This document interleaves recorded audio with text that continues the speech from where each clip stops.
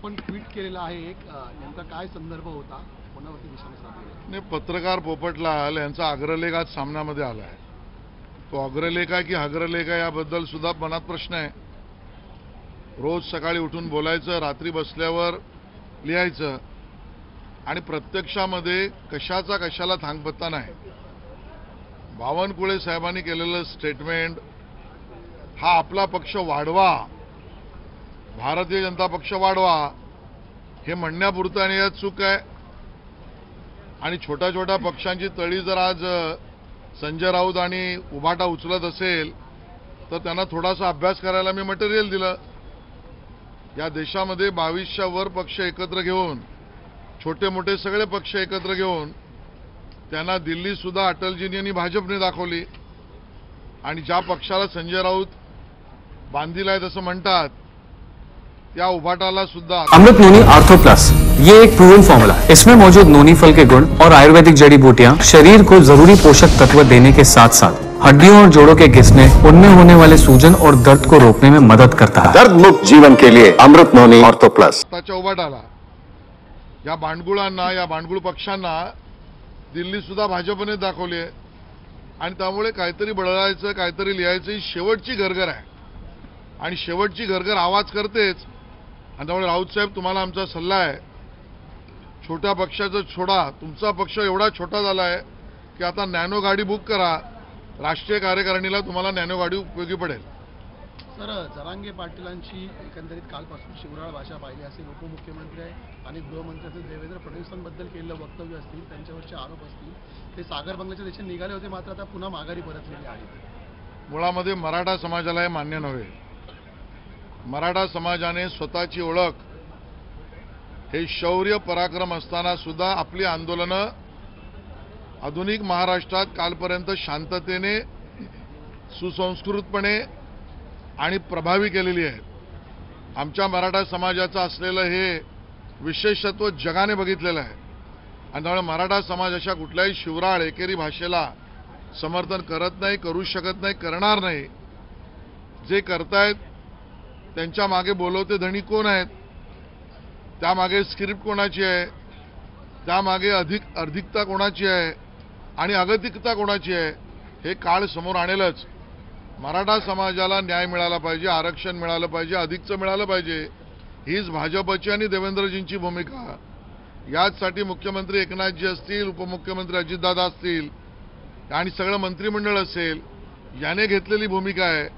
आणि मग जे आज बोलतायत त्यांना आमचा प्रतिप्रश्न आहे, उद्धवजींच्या काळामध्ये तुम्हाला आरक्षण आणि त्या विषयातली भूमिका झालीच नाही, त्यावेळेला तुम्ही गप्प का होतात? पवार साहेबांच्या समर्थनाचा पक्ष ज्या वेळेला सत्तेत होता त्यावेळेला त्यातलं 1% काम झालं नाही.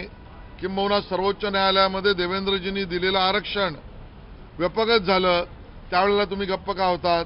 आणि म्हणून मराठा समाज आम्ही सगळे बघतो आहोत, आम्हाला सगळ्या गोष्टी समजतायत. समाज आणि आम्ही एकत्रितरित्या हा प्रश्न सोडवू याबद्दल दुमत नाही. नेमकी याच्यामागे हात कोणाचा वाटतो? कारण कालपासून राजेश टोपे आणि शरद पवार यांचं नाव आघाडीवर येताना राजकीय चर्चेमध्ये दिसत आहे. योग्य वेळेला ते नाव समोर येईलच, मराठा समाजच ते नाव आणेल. अशी जी आदित्य ठाकरेंनी एक ट्विट केलेलं आहे, ज्या पद्धतीने गोखले पूल बंद होता त्याचं उद्घाटन केलं जात नव्हतं, त्याच पद्धतीने सांताक्रूजचा पूल आहे तो देखील उद्घाटन केलं जात नाहीये कारण की वेळ मिळत नाही. आम्ही केलेल्या कामावर श्रेय लाटण्यासाठी काही राजकीय बगळे उद्घाटनाआधी एखादं वाक्य आणि टिवटिव करतात. मी पेंग्विन म्हटलेलं नाही. आणि म्हणून या राजकीय बगळ्यांना त्यांचे आवाज काढण्यासाठी उद्घाटन करून आम्ही जनतेला सेवा देतोय म्हटल्यावर त्यांचे आवाज ते काढत असतात. पण अशा राजकीय बगळ्यांना, बगलगच्च्यांना बाजूला सरण्याची मुंबईकरांची भूमिका स्पष्ट आहे. आदित्य ठाकरेंचा ट्विट आणि विधान त्याचाच भाग आहे. सर, संजय राऊत म्हणतात की देवेंद्र फडणवीस यांनी राजीनामा दिला. जर त्यांना माहिती नसेल जरांगेंचा बोलवता धनी कोण आहे? मला वाटतं टोपी फीट बसलेली दिसते आणि टोपी फीट बसल्यावर पोपटलाल बोलले आहेत, ह्याच्यातच सगळं आलेलं आहे. सर, विरोधकांकडून असं म्हटलं जातं की भाजप म्हणतंय मराठा आरक्षण जे आहे ते आम्ही दिलं, परंतु कोर्टाने मात्र आयोगाला तसे अधिकार नाहीत असं म्हटलं होतं. मग नेमकं आरक्षण कुणाचं बरोबर असाही प्रश्न आता विचारला जातो. भारतीय जनता पक्ष आणि देवेंद्रजींच्या सरकारमध्ये क्वांटिफायबल डाटा, हिस्टॉरिकल रेफरन्स, हरकती सूचना, आयोगाची निर्मिती, आयोगाचं रॅटिफिकेशन या सगळ्या आधारावर इंदिरा साहनी निवाड्यातल्या असलेल्या सगळ्या अटी पूर्ण करून हे आरक्षण दिलं होतं. ते मुंबई उच्च न्यायालयात टिकलं, ते सर्वोच्च न्यायालयात प्रथम टिकलं. ते अपीलमध्ये ज्यावेळेला सरकार बदललं त्यावेळेला उद्धवजीच्या सरकारने, मी थेटच सांगतो, उद्धवजीच्या आणि शरद पवारांच्या सरकारने बाजू नीट मांडली नाही.